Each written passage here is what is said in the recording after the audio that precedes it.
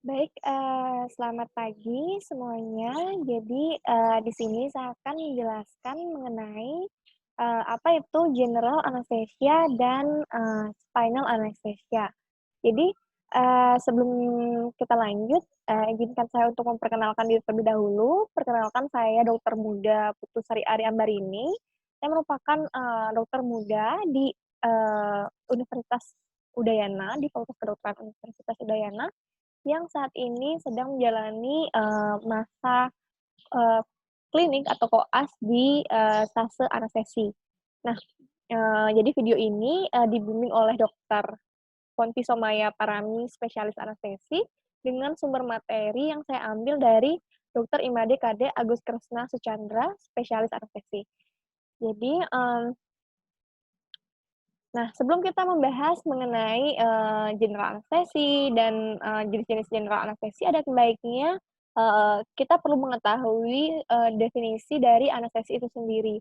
Jadi, anestesi itu didefinisikan sebagai suatu keadaan hilangnya respon terhadap, eee, berbagai stimulus yang bersifat reversibel. Nah, anestesi itu dibagi menjadi 2, yang pertama ada general anestesi dan lokal anestesi. Nah, yang akan kita bahas nanti akan, kita akan bahas nanti dua-duanya di video kali ini ya. Nah, setelah kita tahu definisinya, kita perlu tahu, di anestesi itu, eee, ada istilahnya balance anestesi. Nah, balance anestesi itu ada 4, teman-teman. Yang pertama ada unconsciousness, kemudian analgesia, kemudian yang ketiga relaksasi, dan yang keempat abolition of compensatory reflex response. Jadi untuk general anestesi minimal memiliki 2 kriteria dari keempat balance anesthesia ini. Nah, kemudian kita akan, lanjut mengenai, setelah kita tahu, mengenai, balance anesthesia itu, kita juga perlu tahu, bagaimana sih, tahapan dari anestesi itu. Jadi, tahapan anestesi ini ada 4 ya teman-teman, nanti akan saya jelaskan di akhir dari video ini. Kemudian, yang terdiri dari yang pertama yaitu stage 1 analgesia, kemudian stage 2 excitement, kemudian stage 3 surgical anesthesia, di mana di stage 3 ini yang memang, ketika dilakukan pembedahan memang pasien-pasien ini berada di tahapan yang ketiga atau stage, 3. Nah, di stage 3 ini ada 4 plana yang plan 1, plan 2, plan 3, dan plan 4, di mana yang diharapkan adalah pasien itu berada di stage 3 dengan plan 3. Kemudian yang stage keempat adalah medullary paralysis. Namun ini merupakan tahapan yang memang tidak diharapkan ketika, eee, pembiusan itu dilakukan. Nah, kita tentu bertanya dong, bagaimana sih mekanisme dari, anestesis itu sendiri? Nah, kita akan bahas mengenai mekanisme dari general anestesi terlebih dahulu ya teman-teman, karena kita akan bahas pertama mengenai general anestesi. Nah, untuk mekanisme general anestesi itu, ada 2 reseptornya, yang pertama adalah GABA-A reseptor dan NMDA reseptor, di mana GABA-A reseptor ini itu, contohnya halopen, propofol, entomidat, kemudian yang NMDA reseptor itu, contohnya itu adalah ketamin dan nitric oxide. Nah, untuk, general anesthesia itu diklasifikasikan menjadi 2 ya teman-teman, yang pertama adalah inhalation anesthesia dan yang kedua adalah intravenous, anesthesia. Apa sih bedanya? Jadi, bedanya itu untuk inhalasi anestesi itu biasanya itu digunakan untuk maintenance pembiusan, jadi untuk mempertahankan, pembiusan itu sendiri. Kemudian yang, intravenous anestesi itu biasanya digunakan untuk induksi dan prosedur-prosedur yang, relatif, cepat atau relatif, pendek. Nah, namun tidak menutup kemungkinan karena kemajuan zaman saat ini, inhalasi juga bisa digunakan sebagai induksi dan, intravenous anesthesia juga dapat digunakan sebagai maintenance, seperti itu. Nah, kita akan bahas mengenai inhalasi anestesi. Jadi inhalasi anestesi ini ada 2, non halogenated gas dan halogenated gas. Nah, apa sih keuntungan dari atau ciri-ciri dari inhalasi anestesi ini? Jadi inhalasi anestesi ini pertama keuntungannya itu kita bisa mengontrol kedalaman dari anestesia atau depth of anesthesia. Kemudian yang kedua metabolismenya itu sangat minimal dan yang ketiga adalah dia itu diekskresi dengan ekshalasi. Jadi dengan sistem respirasi itu sudah bisa diekskresi. Nah, ini merupakan contoh-contoh dari inhalasi anestesi. Kita bagi menjadi dua besar. Yang pertama itu non-halogenated gas, kemudian halogenated gas. Non-halogenated gas contohnya nitrous oxide, kemudian yang halogenated gas contohnya halothane, anfluran, isofluran, desfluran, sevofluran, serta methylfurran nephrotoxicity. Nah, sebelum kita membahas satu persatu dari jenis-jenis anestesi inhalasi itu, kita perlu tahu karakteristik dari inhalasi anestesi. Nah, sebenarnya ada 5 karakteristik, namun kita akan lebih membahas di 2 karakteristik ini. Ada 5 yang perlu kalian tahu. Yang pertama yaitu partial pressure of anesthesia in inspirasi gas.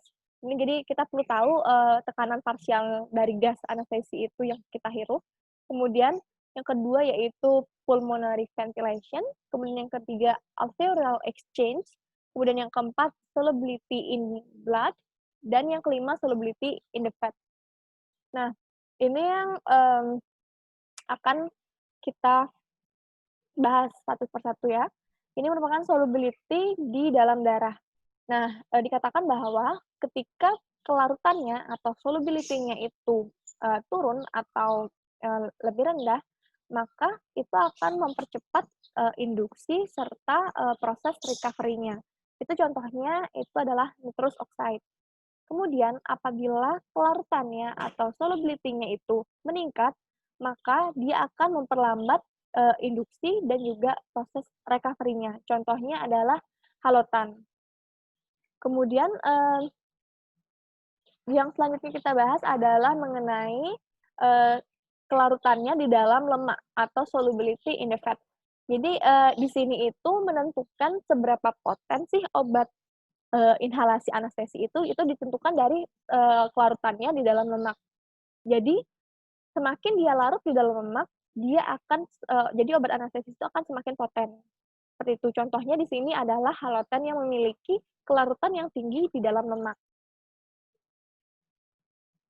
Nah, sebelum kita bahas tabel ini, ada baiknya kita mengetahui apa itu MAC value. Jadi MAC value itu adalah minimum alveolar anesthetic concentration, di mana menyebabkan 50% pasiennya tidak berespon terhadap stimulus surgical atau stimulus pembedahan. Jadi MAC value ini bervariasi ya, namun normalnya itu 1,1 hingga 1,2 selama pembedahan. Nah, ini merupakan tabel MAC value dari masing-masing obat anestesi. Yang pertama nitrous oxide dengan MAC value-nya lebih dari 100%, kemudian desfluran 7,2%, kemudian sevofluran 2,5%, isofluran 1,3%, serta halothane 0,8%. Kemudian ini merupakan kelarutan gasnya, kelarutan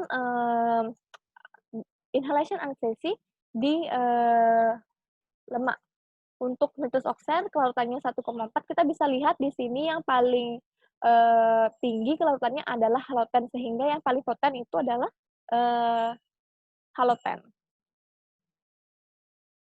Nah, kita akan bahas-bahas satu persatu mengenai jenis-jenis inhalasi anestesi. Kita bisa lihat di tabel. Pertama, kita akan bahas mengenai halotan. Halotan merupakan suatu anestesi yang poten, di mana dia memiliki karakteristik pur analgesik, dan pur muscle-relaksan. Nah, dia itu bersifat induksi yang pleasant, jadi tidak terlalu menyengat. Kemudian, namun dia itu sangat sensitif terhadap jantung. Jadi dia juga di samping itu sehingga, dia akan berefek terhadap memiliki efek samping yaitu aritmia karena dia itu, memiliki efek terhadap katekolamin. Kemudian, halotan ini juga, menyebabkan dilatasi bronkus di mana, memang, eee, halotan ini lebih direkomendasikan untuk pasien-pasien yang memiliki asma, seperti itu. Nah, namun, di sisi lain halotan ini juga memiliki sifat yaitu menginhibisi dari kontraksi uterin sehingga tidak direkomendasikan diberikan kepada pasien-pasien, yang, eee, telah mengalami, eee, SC. Kemudian, adapun side effect dari halotan ini yang pertama yaitu aritmia, kemudian menyebabkan hepatitis dan malignan hipertermia. Kemudian, yang selanjutnya yang kita bahas yaitu Enfluran. Enfluran ini memiliki larutan di dalam darah 1,9, kemudian, dengan larutan dalam lemaknya 98, jadi cukup poten ya setelah halotan. Kemudian, dia ini bersifat, aromanya tuh bersifat sweet and neutral odor, jadi, agak berbau dan, biasanya Enfluran ini tidak sensitif terhadap, jantung. Namun, perlu kita perhatikan Enfluran ini tidak direkomendasikan diberikan pada pasien-pasien epilepsi karena, dia bisa menimbulkan, seizure. Kemudian, perlu diperhatikan untuk pasien-pasien yang, mengalami gagal ginjal karena, eee, ini tidak direkomendasikan kepada pasien-pasien yang memiliki gagal ginjal. Nah, adapun efek samping dari Enfluran itu ada seizure yang sudah saya sebutkan sebelumnya serta hipertermia. Kemudian selanjutnya yang kita bahas adalah isofluran. Nah, isofluran ini yang biasa digunakan dengan oksigen atau dengan nitric oxide. Nah, keunggulan dari isofluran ini kita lihat, dia memiliki, eee, solubility di dalam darah itu, 1,4, kemudian di dalam lemak itu 91 jadi cukup poten, dan dia, tidak, sensitif terhadap, jantung. Kemudian, dia juga bersifat tidak iritatif terhadap sistem respirasi. Jadi, memang isofluran ini yang memang paling sering, digunakan, jadi widely used. Kemudian selanjutnya kita akan bahas mengenai sevofluran. Jadi sevofluran merupakan, kita bisa lihat di sini, kelarutannya di dalam darah itu 0,62. Jadi itu induksinya bisa sangat, cepat ya, induksi dan recovery-nya, cepat. Kemudian dia, memiliki, aroma yang bagus dan memang, dapat diterima pada pasien-pasien, anak. Dan memang ini biasanya digunakan pada operasi pasien-pasien, pediatri atau anak-anak. Kemudian dia juga memiliki keunggulan untuk sevofluran ini tidak menyebabkan iritasi pada saluran pernafasan. Namun kita perlu concern atau, memperhatikan tentang, efek samping berupa nephrotoxicity, oleh karena sevofluran. Jadi kita perlu, ekstra hati-hati untuk pasien-pasien yang memang mengalami kelainan ginjal. Kemudian selanjutnya adalah, desflurans. Jadi desflurans ini merupakan, anestesi yang sangat populer yang, sekarang digunakan untuk daycare surgery. Dia memiliki sifat induksi, kita bisa lihat, kelarutannya di dalam darah itu lebih kecil dari sevofluran, yaitu 0,42, sehingga induksinya itu jauh lebih induksi dan recovery-nya jauh lebih cepat dibanding sevofluran, dan dia, memiliki efek samping berupa kognitif atau motor impairment yang pendek, jadi pemulihannya cepat. Nah, namun yang perlu diperhatikan dari efek samping desfluran ini adalah dia bisa mengiritasi saluran pernafasan, sehingga menyebabkan pasien itu batuk dan mengalami laryngospasme. Jadi, hati-hati diberikan pada pasien-pasien yang memang memiliki riwayat asma.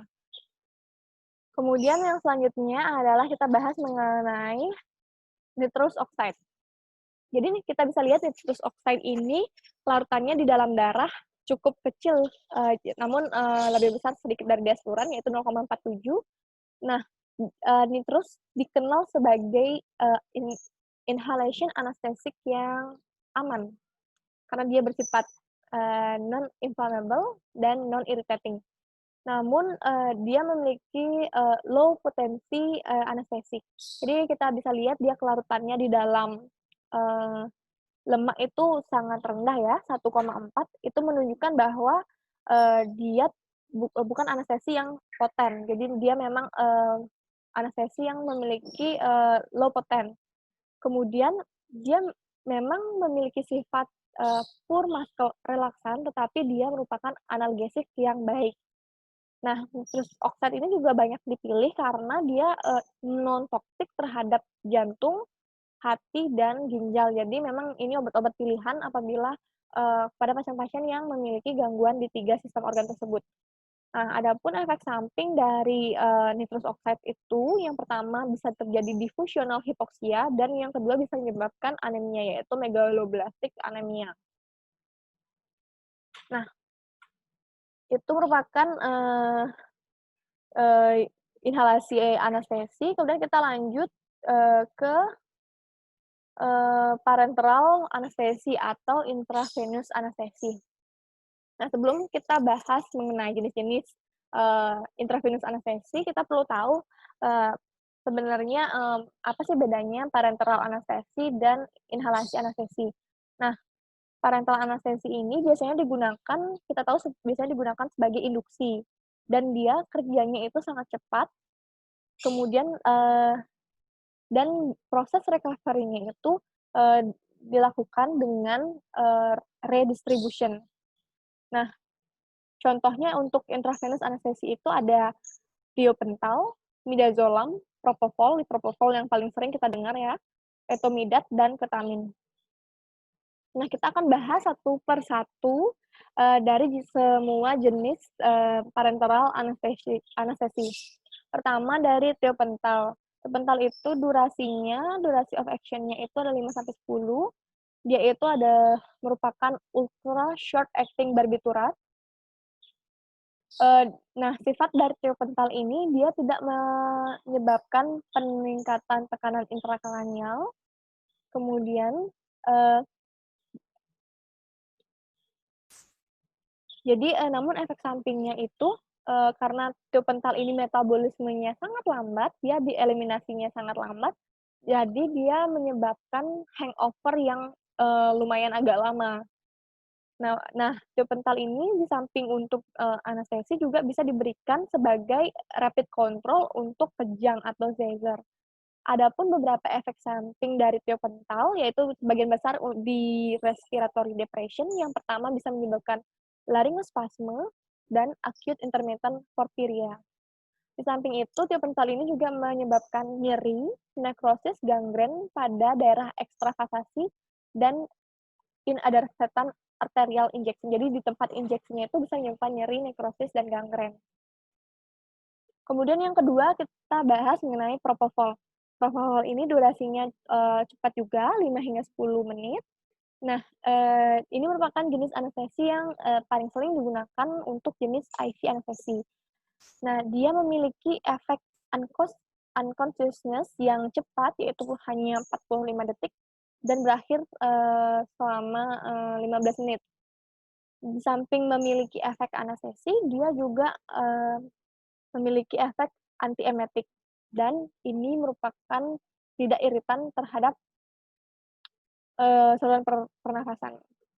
Ini sangat propofol ini sangat, direkomendasikan, eee, de apabila melakukan daycare surgery dengan, residual impairment, yang tidak berarti. Maksudnya, eee, tidak menyebabkan, gejala residual yang, berat.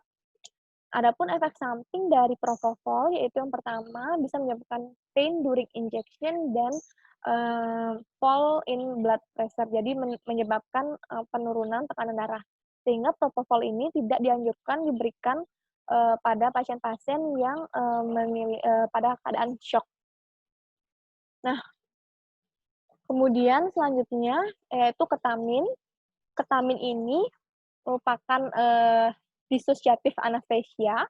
Jadi dia, menyebabkan profound analgesia, immobility, serta amnesia dengan, pasien itu sedikit mengantuk. Nah, untuk ketamin ini sendiri dia reseptornya bekerja di NMDA reseptor, di mana, ketamin ini, memiliki efek samping yaitu menyebabkan peningkatan, heart rate dan blood pressure. Sehingga, ketamin ini tidak dianjurkan, diberikan pada pasien-pasien yang, memiliki hipertensi. Nah, adapun efek samping dari ketamin ini, yaitu menyebabkan, hallucination, misalnya seperti bisa menyebabkan emergency delirium, dan involuntary movement, yang, terjadi ketika proses, recovery itu berlangsung. Namun hal ini bisa kita minimalisir dengan pemberian diazepam atau midazolam. Nah, ketamin ini sangat, bagus untuk digunakan untuk, pasien-pasien yang mengalami burn trauma. Jadi ketika melakukan burn dressing, atau trauma surgery, jadi ketamin ini sangat, baik digunakan. Kemudian, selanjutnya adalah midazolam. Jadi midazolam ini seperti kita lihat, dia memiliki durasi 5 hingga 20 menit dengan, dia memiliki, efek yang kuat pada muscle relaksasi. Kemudian, adapun efek samping dari midazolam yaitu menyebabkan amnesia. Kemudian untuk, fentanyl dia memiliki durasi 5 hingga 10 menit dengan, memiliki efek yang kuat terhadap analgesik dan, adapun efek sampingnya yaitu respiratory depression. Nah, seperti yang, telah dijelaskan sebelumnya di awal, ini merupakan, tahapan dari anestesi. Ada 4 tahapan. Yang pertama yaitu, hilangnya, sensasi nyeri, kemudian yang kedua, combative behavior, kemudian yang ketiga, surgical anesthesia, dan yang keempat, medullary paralysis and death. Jadi kita tidak mengharapkan tahapan yang keempat ini ya teman-teman, kita mengharapkan untuk, saat operasi itu berlangsung, itu berada di tahapan yang ketiga. Nah kita, bahas lebih lanjut lagi. Nah ini, merupakan, penjelasan dari, gambar sebelumnya. Nah, untuk stage 1 itu analgesia, stage 2 excitement dan combative behavior, kemudian, stage 3 adalah surgical anesthesia. Untuk tahap 3 ini terdiri dari 4 plane, plane 1, plane 2, dan plane 3, dan plane 4. Yang yang diharapkan itu terjadi adalah hanya sampai di plane 3, yaitu dilatasi pupil dan relaksasi dari otot-otot. Jangan sampai pasien itu jatuh ke plane 4 atau stage 4. Jadi hanya di stage 3 dan plane 3.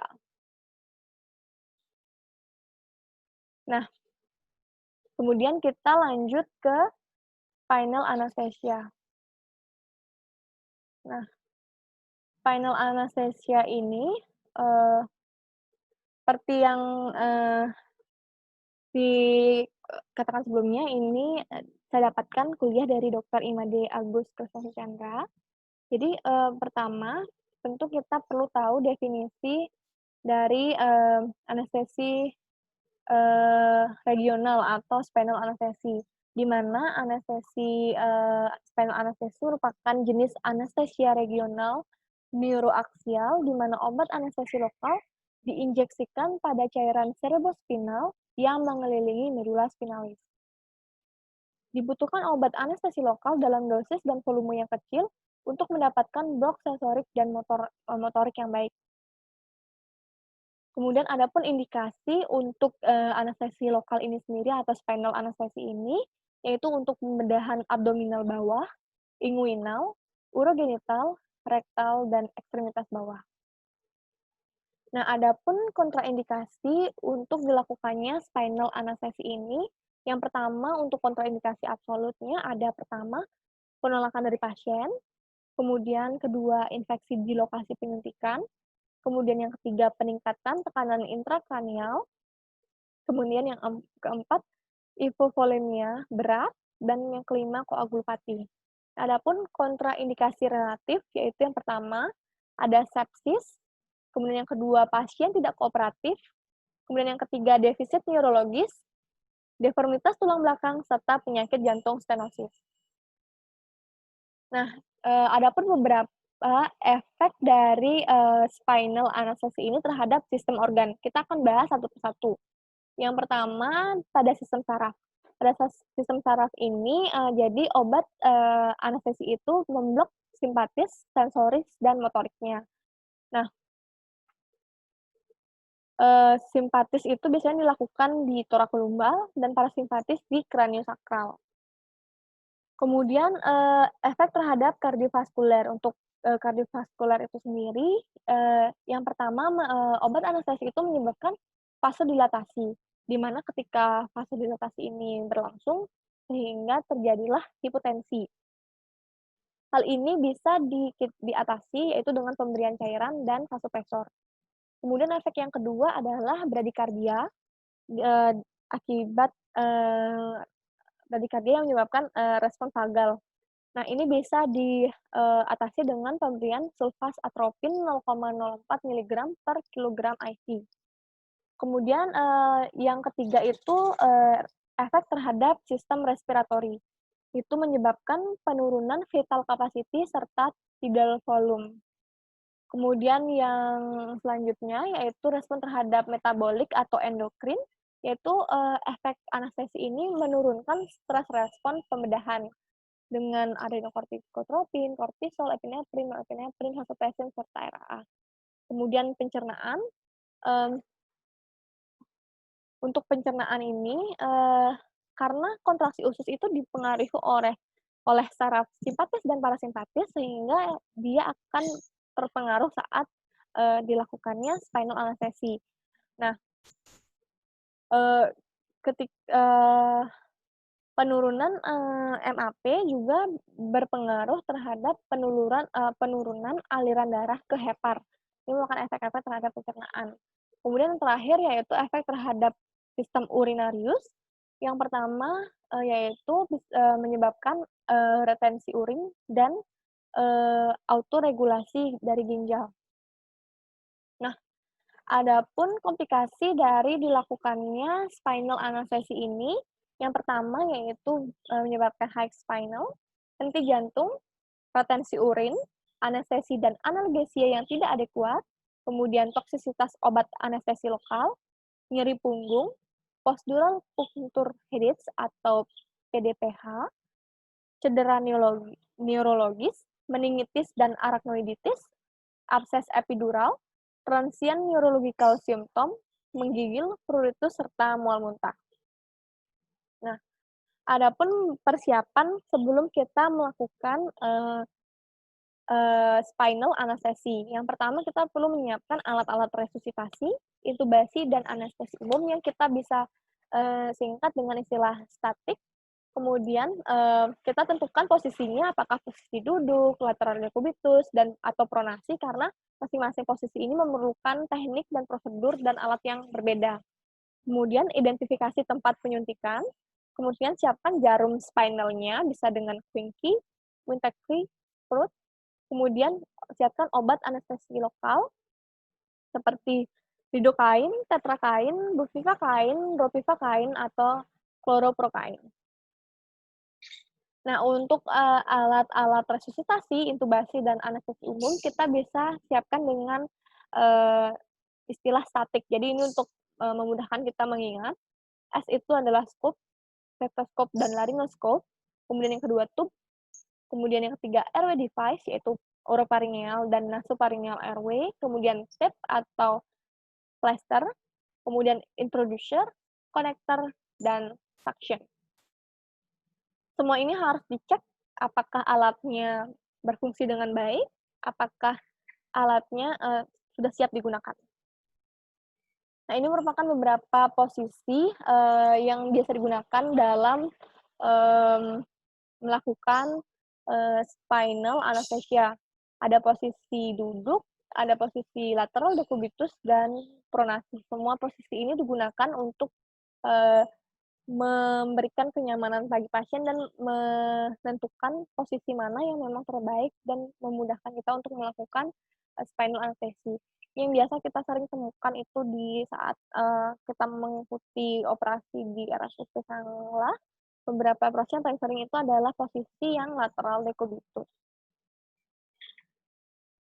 Nah, ini merupakan kita perlu mengidentifikasi tempat penyuntikan. Jadi, di mana sih kita, eee, dapat menyuntikkan, eee, epidural anestesia. Jadi, untuk, epidural anestesia itu kita bisa, lakukan injeksi di antara L3 dan L4. Jadi ini merupakan, tempat yang paling aman karena, eee, dia tidak terdapat, ini hanya berupa, equina equidal, jadi sini posisinya sangat aman. Nah, ini merupakan, jenis-jenis obat anestesi lokal yang biasa digunakan. Kita bagi menjadi 2 kelompok besar, yaitu, jenis ester dan, rantai amidat. Untuk ester itu ada fluoroprokain, prokain, kokain, tetrakain. Untuk kloroprokain itu, memiliki durasi yang rata-rata untuk ester itu sama 0,5 hingga 1 jam, untuk tetrakain 1,5 hingga 6 jam. Memang yang paling lama itu tetrakain.